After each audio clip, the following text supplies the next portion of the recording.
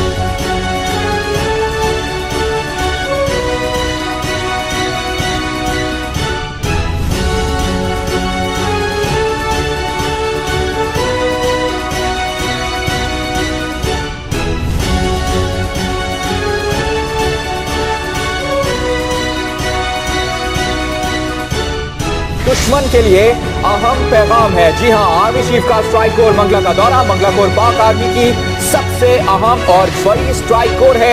दुश्मन को उसके इलाके में घुसकर मारना मंगला कोर का अहम टास्क है। मंगला कोर उन इलाकों पर कब्जा करती है जो दुश्मन के लिए स्ट्रैटेजिक अहमियत रखती है।